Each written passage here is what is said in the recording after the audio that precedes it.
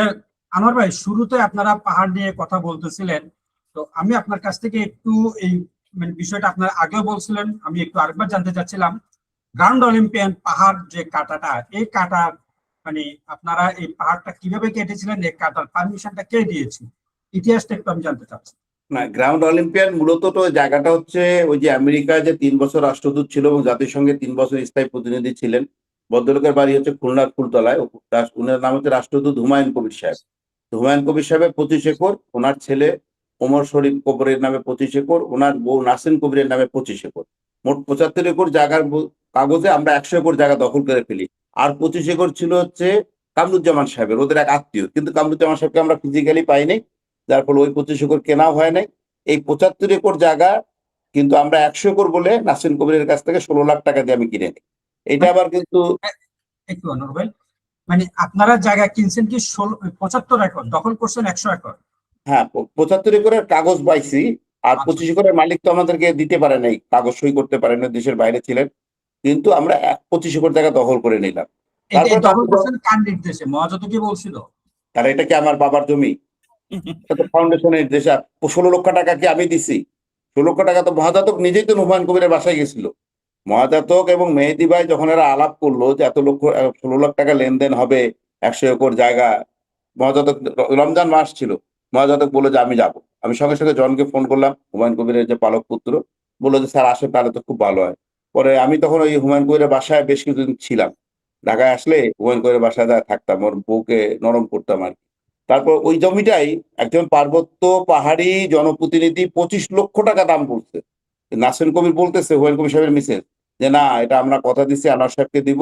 আনোয়ার সাহেব এখানে কথা দিচ্ছে যে ওখানে আমার হাজবেন্ডের নামে একটা স্কুল হবে, খেলাধুলার ব্যবস্থা থাকবে, স্কুল কমপ্লেক্স হবে, আবাসিক হবে। আমি তাকে স্বপ্ন দেখাইছি আমরা হুমায়ুন কবির স্যারকে এই পাহাড়ে জীবন্ত রাখবো। তারপরে জায়গাটার নাম কিন্তু ছিল কবিরান। গ্রাউন্ড অলিম্পিয়ান হয়েছে কবিরানকে যখন ব্যবহার করা শেষ মহাজাতকের, তখন নাম দিয়ে দিয়েছে গ্রাউন্ড অলিম্পিয়ান, নাম ছিল কবিরান। তো ওইখানে 25 একর করে 3টা রাবার বাগানের প্রজেক্ট। 75 একর জায়গা আমরা কিনে 100 একর নেই। কিন্তু বাচ্চাদের খেলার মাঠ ছিল না। আর রাস্তাটা ছিল ঠিক পাহাড়টার মাঝখান দিয়ে, আপনার মনে থাকবে। পরবর্তী পর্যায়ে আমরা এই পাহাড়ের উপরের ভাগটা এইটা ড্রেজার দিয়ে আমরা কেটে রাস্তার উপরে ফেলায় রাস্তাটা আরো সরাই দেয় এবং একটা বিশাল একটা মাঠের ব্যবস্থা করি। এবং এইটা করতে যাই পরিবেশ অধিদপ্তর, তারপরে স্থানীয় লোকেরা, প্রধানমন্ত্রীর কার্যালয়, পরিবেশ অধিদপ্তর, তারপরে সেনাবাহিনী, ডিজিএফআই, এনএসআই, প্রায় 16-17টা ডিপার্টমেন্টের মানে রচনা লিখে অভিযোগ দিয়ে অবস্থা খারাপ করে দিল। এমন অবস্থা খারাপ করে দিল যে এত ঘন ঘন ইনভেস্টিগেশন শুরু হয়ে গেল যে আমাদের জন্য একটু মানে সেফ থাকাটা সমস্যা হয়ে গেল। পরে মহাজাতক আসলেন নামায়, সেও দেখলো তার উপস্থিতিতেই তদন্ত হচ্ছে। এক পর্যায়ে বান্দরবন থেকে পুলিশ প্রশাসন থেকে বলা হলো যে রেজার আজকে রাতেই সরায় ফেলতে হবে, কারণ কালকে সকালে পুলিশ সিজ করতে যাবে। অনেক আইসি আসছিল আর কি, ইউনিফর্ম পরে কেওয়াজপাড়া পুলিশ ক্যাম্পের পাহাড়ের ভিতরে এসে সে বেড়ায় চলে গেছে। সম্ভবত ওনার নাম ছিল মনির ভাই, সাব ইন্সপেক্টর। পরে আমি সঙ্গে সঙ্গে এসপি সাহেবের সাথে যোগাযোগ করলাম, বললো যে না, আমি তো নির্দেশ দেই নাই। তারপরে উনি ওসি আমার সাথে কথা বলে আমাকে জানালো যে সরাসরি মন্ত্রী মহোদয় ওসি আমাকে ফোন করছে এবং ওসি সাহেব ওই আইসি সাহেবকে বলছে যা দেখো তো কোনটা পাহাড় কাটতেছে কিনা। তো ওই আইসি সাহেব সরজমিনে এসে দেখে সে ওসি সাহেবকে ফোনে বলছে হ্যাঁ 2টা ড্রেজার দিয়ে পাহাড় কাটতেছে। তখন বাজে প্রায় 2:30-3টা হবে, ভরা দুপুর। আমি পাহাড় থেকে ওই আইসি সাহেবকে যাওয়া দেখে আমিও পাহাড়ের উপরে। আমি সঙ্গে সঙ্গে এসপি সাহেবকে ফোন করছি যে আপনি আইসি কে পাঠাইছেন কিনা। বলছে না, আমি তো পাঠাই নাই। তো তারপরে সে তখন বললো যে, আমি বললাম যে তাহলে কি ড্রেজার, যেহেতু আইসি রিপোর্ট করছে ওসির কাছে, আপনি যেহেতু শুনছেন যে ওসি সাহেব আপনাকে বলছে 2টা ড্রেজার আছে, তাহলে কি ড্রেজার 2টা আজকে সরাই ফেলবো? বলে খুব ভালো হয়, দেখা যাবে কালকে সকালে ম্যাজিস্ট্রেট চলে গেছে, ড্রেজারে কিন্তু জামিন হয় না, ড্রেজারে অ্যারেস্ট হয়ে যায়। হ্যাঁ, এটা কিন্তু সাংঘাতিক ব্যাপার, কঠিন মামলা। তারপরে সে চিটাগাঙে ওই ড্রেজারের কাছ থেকে, যাদের কাছ থেকে আমরা ভাড়া নিয়েছিলাম ঘন্টায় 800 টাকা করে, তাদের কাছ থেকে ড্রেজার পরিবহনের জন্য 2টা বড় ওই লরির মতো নিয়ে আসা হলো। আমিরাবাদে আটকায় রাখলাম, রাত্রে 10টার দিকে কেজুপাড়ার দিয়ে কোয়ান্টামের দিকে নিয়ে আসে ওই মানে ড্রেজার 2টা। মাটি কাটার হচ্ছে এক্সকেভেটর, যেটা মাটি যে কাটে ওইটা। মাটি কাটি তো এক্সেলভেটর তো ভাইয়া ওই যে খুঁড়ে মাটি, হ্যাঁ। হ্যাঁ হ্যাঁ আর এটা হ্যাঁ। যে ব্লেড থাকে 12 ফুট ব্লেড ছিল একটা, 9 ফুট ব্লেড ছিল একটা। আচ্ছা আচ্ছা, মাটি সমান করার জন্য।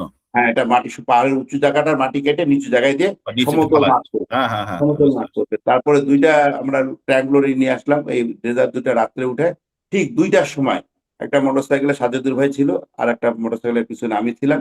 আর ওই যে দিনাজপুর বাড়ি স্টোরে ছিল যে লম্বা করে হুম হুম সৈয়দ হুম। ভাই, সৈয়দ ভাই ছিল একটা মোটরসাইকেলে, সাজেদুর ভাই একটা মোটরসাইকেলে, আমি সাজেদুর ভাইয়ের পিছনে ছিলাম। আমরা মোটরসাইকেল নিয়ে আগে হাসনা ভিটার ব্যারিকেড গুলো তুলে ফেললাম যাতে এরা চলে যাইতে পারে। ক্যাজুপাড়া দিয়ে রাত্রে 2টার পরে আমরা এগুলো পাঠাই দিলাম। সকালবেলা ঠিকই বান্দরবন থেকে ম্যাজিস্ট্রেট ডিসি সাহেব পাঠাই দিচ্ছে। ডিসি সাহেব ছিলেন মিজানুর রহমান সাহেব। উনি একটু আমাদের প্রতি মনোক্ষুণ্ণ ছিলেন, কোয়ান্টামের বিভিন্ন কাণ্ড কারখানায় জমি জায়গা কেনায়। তারপর আসে দেখে যে খুঁজে দেখে যারা কোনো ট্রেজার নেই। তারপরে তো ফোনে ফোনে ঝগড়া, বলে যে না স্যার এখানে কোনো ট্রেজার নেই। সে গাছের উপর উঠে যে ট্রেজার খুঁজতেছে পাহাড়ের নিচে লাগাই রাখতে কিনা। আমরা যে রাতে পার করে দিচ্ছি ওরা তো জানেই না। এরপরে যখন এমন অবস্থা, প্রতিটা পত্রিকায়, জাতীয় পত্রিকায় কিন্তু তখন এগুলা লেখালেখি হচ্ছিল, সাংবাদিকরা এসে ছবি তুলে দেখাচ্ছে যে পাহাড়িদের গ্রাম উচ্ছেদ করা হয়েছে, কেউ বলতেছে পাহাড় কাটা হয়েছে, কেউ বলছে ঝিরো প্রবহমান ঝিরির ধারা বন্ধ করা হয়েছে। অর্থাৎ গ্রাউন্ড অলিম্পিয়ান করাটাতে যে পরিবেশের জন্য একটা সাংঘাতিক ক্ষতিকর হয়েছে এটা তারা উপস্থাপন করার চেষ্টা করতেছে। এবং আমাদের 2বার জরিমানা হলো। একবার লামার ইউনো সাহেব করলেন, কামরুল হাসান, উনি মারা গেছেন ভদ্রলোক, আল্লাহ বেহেশত নসিব করুক। উনি করলেন 1 লাখ টাকা। পরে ডিসি সাহেব আরডিসি কে পাঠিয়ে দিয়ে করলেন ডিসি সাহেব বান্দরবন থেকে 1.5 লাখ টাকা। তো এই টাকাগুলো দিয়ে আমি কিন্তু ওই জরিমানার টাকাগুলো সোনালী ব্যাংকে জমা দিয়ে জমা স্লিপ গুলো আমি রাখলাম। তো পরে আমরা এখন বসে মহাজাতক সহ আলাপ, যখন এটাকে কিভাবে এখন জাস্টিফাই করা যায়, তখন এই আলোচনা এক ফাঁকে আমি বললাম যে যদি সম্ভব হয় যেহেতু বিশিষ্ট পরিবেশবাদী আব্দুল আবু সাইদ স্যারকে আনা যায় কিনা। এই যেই কথা সেই কাজ, ঢাকায় যোগাযোগ করে দ্রুত আব্দুল আবু সাইদ স্যারকে প্লেনে করে চিটাগাং থেকে এসি মাইক্রোতে করে লামায়। পরের দিন গ্রাউন্ড অলিম্পিয়ান আমরা উদ্বোধন করব। ঢাকা থেকে ফোন আসলো যে বাচ্চাদের এখন এই যে গ্রাউন্ড অলিম্পিয়ান উদ্বোধন করবে, তখন আমরা কি করতে পারি। তাই আমি বললাম যে স্কুলের মাঠে আপনার খেলা আছে কাকাসার ভাই, নূর হলের সামনে কিন্তু এই যে সব খেলার উপকরণ, ঢেকি গুলান, তারপরে স্কি গুলান ছিল, সবগুলা রাতারাতি সব স্টাফদেরকে ডেকে পুড়ে এই লোহার মোটা মোটা পাইপ, মানে 10 জন 15 জন করে সবগুলো নিয়ে আমরা গ্রাউন্ড অলিম্পিয়ানে, মানে একটা খেলার মানে সামগ্রী, খেলার উপকরণ মাটি থেকে তুলে গর্ত করে 1 কিলোমিটার দূরে নিয়ে যাবার আমরা পরিচিত করলাম। লাল আর সাদা রং করে দিলাম। সরি, আমাদের রঙের নিজস্ব লোক ছিল মাহমুদ রেজা, এখন সৌদি আরবে আছে। আমি যখন উমরা করতে যাই মক্কা শরীফে এসে আমার সাথে দেখা করতে, তো সব রঙের লোকদেরকে লাগাই দেওয়া হলো যে সব রং করে ফেলো। এত সুন্দর রং, মানে আব্দুল আবু সাইদ যখন বিকালে আসছে ফ্লাইটে, আমরা যখন ওখানে মার্চ পাস্টের জন্য নিয়ে গেছি, তো আমাদের লোকরাই মানে বিস্মিত হয়ে গেছে যে আরে এটা তো কালকেও দেখছি মাঠ। রাত্রেবেলা যে আমরা এগুলো উঠাই নিয়ে যা সারা রাতে আবার গর্ত করে পুঁতে আবার রং করে ফেলছে, এটা ওরা মানে চিন্তা করতে পারে, আমাদের লোকেরাও চিন্তা করতে পারেনি, যেমন মহিলা টিচারের আপারা চিন্তা করতে পারেনি। পরে আব্দুল আবু সাইদ সাহেব যেহেতু পরিবেশবাদী, পাহাড়ের উপরে গ্রাউন্ড অলিম্পিয়ান হবে, তখন কিন্তু একটা চীনে অলিম্পিক হচ্ছিল পাহাড়ের উপরে। তো পাহাড়ের উপরে ছেলে পেলেরা হাঁটাহাঁটি করলে স্ট্যামিনা, মানে পায়ের বেশি শক্ত হবে, স্ট্যামিনা বাড়বে, বিভিন্ন কথাবার্তা বলে আমরা এটাকে জাস্টিফাই করার চেষ্টা করছি আর কি। ওইখানে কবিরান থেকে নামটা চেঞ্জ করে গ্রাউন্ড অলিম্পিয়ান করা হয়েছিল আর কি। না, আপনাদের নামের প্রতারণা তো অনেক আগে থেকেই। ওখানে যে আপনারা এই যে কি ইমার খান শিশু হাসপাতাল একটা বিশাল বড় সাইনবোর্ড লাগালেন, এরপরে কোথায় সেই বিল্ডিংস, কোথায় সেই কমপ্লেক্স, তারপরে ডাক্তার নুরুল ইসলাম বিশ্ববিদ্যালয়, মেডিকেল বিশ্ববিদ্যালয় কোথায় হয়েছে? হয় নাই। এরকম নামের প্রতারণা আপনাদের অনেক আগে থেকেই আছে। আপনাদের আছে বলতে কোয়ান্টাম মহাজাতক, ওই সময় যেহেতু আপনারা ওখানে জব করতেন, মানে মহাজাতকের আছে, এটা তো তার হচ্ছে একটা প্রতারণা। অর্থাৎ যে গেস্টকে নিয়ে যাবে তার নামে বিশাল বড় একটা সাইনবোর্ড লাগাবে যে তার নামে এখানে একটা স্থাপনা হচ্ছে, সে চলে গেল, কিছুদিন সাইনবোর্ড যতদিন থাকলো, তারপরে শেষ। না, এটা হচ্ছে যতদিন না, একটা কৌশল যে ওই লোককে এইভাবে মোটিভেট করা এবং তার মাধ্যমে কিছু লোককে কোয়ান্টামে নিয়ে আসা এবং তাদের কাছ থেকে বিপুল পরিমাণে একটা অর্থ দান সংগ্রহ করা, এটাই হচ্ছে মহাজাতকের মহাজাতকের একমাত্র ধান্দা লক্ষ্য। মহাজাতকের ধান্দা ধান্দা এটাই, ছিল, ওর ধান্দা কিন্তু টাকা। মহাজাতকের ধান্দা ছিল একটাই মহাজাতকের ধান্দা কিন্তু একটাই, সেটা হচ্ছে টাকা। আপনি যত যাই বলেন, ওর মূল লক্ষ্যই হচ্ছে টাকা, ধান্দা টাকা। জি বলেন ভাইয়া। মহাজাতকের ধান্দা ছিল কি যে ডক্টর এমআর খান যেহেতু একজন ন্যাশনাল প্রফেসর, শিশু রোগ বিশেষজ্ঞ, তার নামে একটা হাসপাতাল করলে সে ঢাকা থেকে ফান্ড নিয়ে দিবে আর মহাজাতক এখানে শিশু হাসপাতাল বানাবে। ডাক্তার এমআর খানের আত্মজীবনী আমি পড়ছি, বুঝছেন, ওনার বাড়ি হচ্ছে সাতক্ষীরা। উনি মানে ওনার ফ্যামিলিতে ইউনিয়ন পলিটিক্স করা, চেয়ারম্যান পলিটিক্স করার এগুলা জিনিস উনি ছাত্র জীবন থেকে জানে। যার ফলে ওনাকে যে বাতাস দিচ্ছে মহাজাতক এটা উনি টের পায়, কিন্তু উনি আবার বলতে জ্ঞানী মানুষ তো বলে না।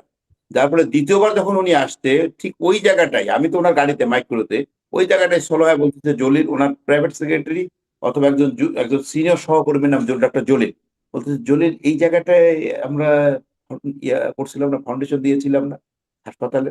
তো ওরা খোঁজাখুঁজি করতেছে, উনি কিন্তু আইকিউ ধরে ফেলছে যে না এই জায়গাটা।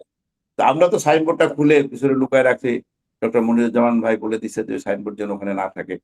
আর আমার কাছে যেটা খারাপ লাগছিল, ওইটা নূর হল নাম ছিল, নূর ইসলাম স্যারের নামে। যেই তখন এমআর খান স্যার আসতেছে বলে এটা খোলো, এমআর খানের নামে এমআর খান হল।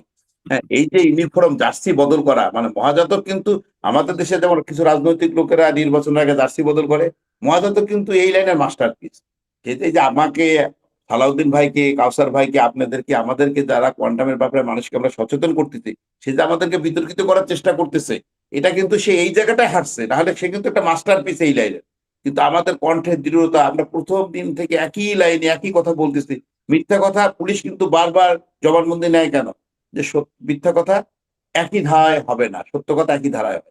আমাদের কথাগুলোর একই ধারা। ওই যে 2004 সালে সে ধ্যানঘরের দরজা কিভাবে খুলছে, এখন নতুন ধ্যানঘরে যায় কিছু উন্মাদ প্রতিবন্ধী, তারা যখন দেখতেছে এই ধ্যানঘর, আমি বলতেছি না এটা না, এটা তো ওই ধ্যানঘর, তখন কিন্তু তারা লজ্জাও পায় না। আমরা তো এই ধ্যানঘরের কথা বলতেছি, আমরা 2004 সালে রাবেয়া ওয়াজিয়া আবার সময়কার কথা বলতেছি, পুরান ভাইয়ের সময়কার কথা বলতেছি। রানা ভাই শোনা যাচ্ছে না আপনাকে? মাইক্রোফোন মিউট আছে।